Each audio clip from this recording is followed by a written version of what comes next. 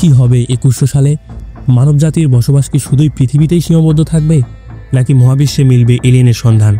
যদি তা মিলেও থাকে, তাহলে কেমন হবে তাদের কাছে মানুষের সমতার পর্যায়? তারা শাসন করবে নাকি শাসিত হবে? এই কনসেপ্টে তৈরি এক দুর্দান্ত ভবিষ্যৎগামী মুভি, যা আপনাকে নিয়ে যাবে এক কল্পনার রাজ্যে। তো চলুন শুরু করা যাক। মানবজাতির টেকনোলজি তখন অনেক বেশি উন্নত। তারা মহাকাশে এক সংগঠন তৈরি করেছে আলফা নামে, যেখানে ব্রহ্মাণ্ডের বহু বুদ্ধিবৃত্তি সম্পন্ন প্রাণী এই সংগঠনের সঙ্গে সংযুক্ত বা সদস্য ছিল। এরপর আমরা দেখতে পাই মিউল নামে এক অপূর্ব সুন্দর গ্রহ, যেখানে এর বাসিন্দাদের মিউলার বলা হতো। তারা আনন্দেরই দিন কাটাচ্ছিল। হঠাৎ একদিন তাদের গ্রহে ভয়ানক উল্কাপাত হয়, আর এরই মধ্য দিয়ে তাদের গ্রহে আতঙ্ক ছড়িয়ে পড়ে।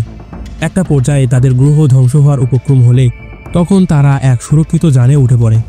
সময়টা এত তাড়াতাড়ি ঘটছিল যে মিউল গ্রহের রাজকন্যা ভয়ানকভাবে সেখানে মৃত্যুবরণ করে। সিনটা পাল্টে যায়। হঠাৎ করেই আমরা দেখতে পাই ভ্যালেরিয়ান নামে এক এজেন্টের ঘুম ভাঙে, যে ছিল আলফা সংগঠনটির গুপ্তচর। সে তার পার্টনারকে জানায় তার স্বপ্ন সম্পর্কে। পার্টনার তাকে বলে, এটি তোমার শুধু স্বপ্ন ছিল, তাই এটিকে নিয়ে অত ভাবার দরকার নেই। যাই হোক, তারা তাদের নিয়মাফিক কাজের দিকে মনোযোগ দেয়। এবারের মিশনটি ছিল এক মহাকাশ বিখ্যাত মেলায়। দেখো, এখানে মহাকাশ বিখ্যাত কেন বললাম? যখন আমরা পৃথিবীতে বাস করি, তখন পৃথিবীর যে কোনো বিখ্যাত মেলাকে বলা হয় পৃথিবী খ্যাত বা পৃথিবী বিখ্যাত। কিন্তু এখন পরিস্থিতিটি শুধুমাত্র পৃথিবীতেই নেই, এটি পুরো মহাকাশ নিয়েই, তাই এটিকে মহাকাশ বিখ্যাতই মেলা বলা হয়। এই মেলায় এক চোরা কারবার চলবে। গন্ডারের মতো দেখতে এক প্রাণী মিউল গ্রহের এক অসীম শক্তিধর মণিকে কিনবে এবং সেটিকেই এজেন্ট ভ্যালেরিয়ানদের রক্ষা করতে হবে, যেটি আলফা সংগঠনের আওতায় থাকা দরকার ছিল। যাই হোক, তারা মেলায় পৌঁছে যায় এবং তাদের উন্নত প্রযুক্তির মাধ্যমে এজেন্ট ভ্যালেরিয়ান সেই চোরা কারবারের কেভিনেই পৌঁছে যায় তার অশরীরে, এবং বন্দুক তাক করে মণিটিকে সেখান থেকে উদ্ধার করে, সঙ্গে এক মণি রিপ্লেসমেন্ট প্রাণী যা মিউল গ্রহেরই ছিল। অনেক কষ্টে তারা এই মিশনকে সফল করে। তারা আলফা অফিসের জেনারেলের সঙ্গে কথা বলে। ঠিক তখনই তাদের উপর আক্রমণ করে দেয় মিউল গ্রহের অধিবাসীরা, আর এই আক্রমণের মধ্য দিয়েই সিনিয়র জেনারেলকে বন্দি করে নিয়ে তাদের সঙ্গে নিয়ে যায়।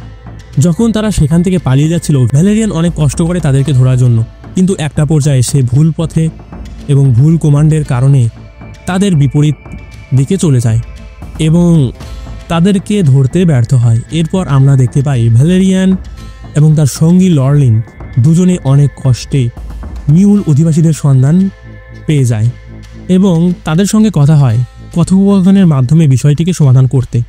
শর্ত মোতাবেক তারা মিউলারদের গোপন এক কক্ষে প্রবেশ করে। তখনই আমরা থমকে যাই। মিউলাররা ভ্যালেরিয়ান এবং লর্লিনকে জানায় তাদের গ্রহের উল্কাপাত সম্পর্কে।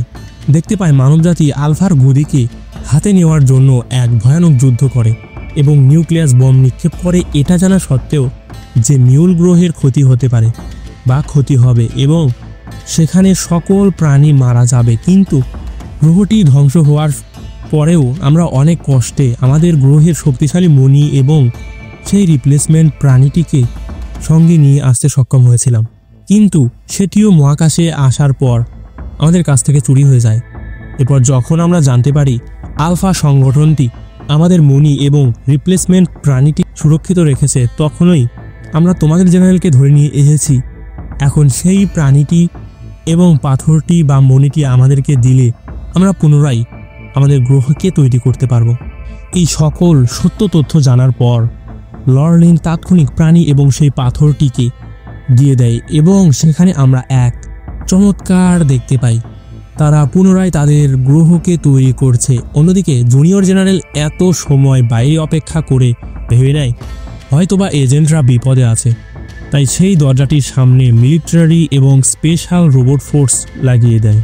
আর এই আক্রমণাত্মক পজিশন দেখে ভ্যালেরিয়ান আলফা রেডিও সিগন্যালে জানায় সিনিয়র জেনারেল সুস্থ আছে এবং মুক্ত আছে, কিন্তু তাদের বুঝতে ভুল হয়েছে। তারা আজ থেকে 5 বছর পূর্বে আলফার সঙ্গে যে যুদ্ধ সংঘটিত হয়েছিল তাদের সেখানে এক অমানবিক কাজ করেছে, যেখানে মিউল গ্রহের অর্ধেক প্রাণীকে একদম ধ্বংস করে ফেলেছিল। কিন্তু অধিবাসী তাদেরকে মাফ করতে চাইছে এই শর্তে যে তাদের জিনিস তাদেরকে ফিরিয়ে দিতে হবে। কিন্তু জুনিয়র জেনারেল সেখানে বিশ্বাস করতে চায় না এই সত্যটা। তাই সে জানায় সিনিয়র জেনারেলের মুখ থেকে এই কথাটি শোনার পরেই সে বিশ্বাস করবে। তখন লরেলিন সিনিয়র জেনারেলকে সেখানে উপস্থিত করেন, কিন্তু যেহেতু সিনিয়র জেনারেল এর কারণে মিউল গ্রহটি আজ ধ্বংস হয়েছে, তাই রেডিওতে সেই কথাটি অস্বীকার করে এবং তাকে যখন জোর করা হয় তখন সে রোবট ফোর্সকে কমান্ড দিয়ে দেয়, যা ভয়েস কমান্ডের আওতায় ছিল। এবং এই কমান্ডের কারণে রোবটদের সামনে যাকেই পায় তারা তাদেরকেই মেরে ফেলতে থাকে। কাউকেই রোবটরা মানছিল না। অটোমেটিক প্রতিটি সেনা সদস্যকে আক্রমণ করতে থাকে। তারা অফিসের মধ্যে জুনিয়র জেনারেল সহ প্রত্যেককেই আক্রমণ করে। অন্যদিকে সেই গেটের সামনে সোলজার্সদের আক্রমণ করে এবং এই আক্রমণের মধ্য দিয়ে তারা অনেক সোলজার সহ অনেক মানুষকেই মেরে ফেলে। এবং তখনই ভ্যালেরিয়ান সেখানে চলে আসে। একে একে প্রত্যেক রোবট এজেন্ট ভ্যালেরিয়ানের হাতে মরতে থাকে। সোলজারগুলো তাকে পাল্টা আক্রমণ করে দেয়। আর অনেক চেষ্টার পরেও তারা যখন পারছিল না, ঠিক তখনই কন্ট্রোল বক্সের রোবোটিক্স কন্ট্রোলকে ডিঅ্যাক্টিভেট করে দেয়। আর এর মধ্য দিয়ে রোবটসগুলো অক্রিয় হয়ে যায় এবং এই যুদ্ধটির সমাপ্তি ঘটে। অন্যদিকে আমরা দেখতে পাই মিউল গ্রহটি আবারও পরিপূর্ণ হয়েছে এবং সেখানকার মিউলাররা সুন্দরভাবে বসবাস করছে। তারা এজেন্ট ভ্যালেরিয়ান এবং লরলিনকে শ্রদ্ধার সহিত কৃতজ্ঞতা জানায়। আর এরই মধ্য দিয়ে আজকে গল্পটির ইন ঘটে। তো গল্পটি কেমন লেগেছে? যদি ভালো লাগে অবশ্যই লাইক করবেন। কোন বিষয়ে মুভি চান সে সম্বন্ধে কমেন্ট করবেন। আর এরকম নতুন ইন্টারেস্টিং ও বাছাই করা মুভিগুলো পেতে চাইলে অবশ্যই চ্যানেলটিকে সাবস্ক্রাইব করে পাশেই থাকবেন। দেখা হচ্ছে পরবর্তী নতুন কোনো ভিডিওতে। ততক্ষণ পর্যন্ত গুড বাই।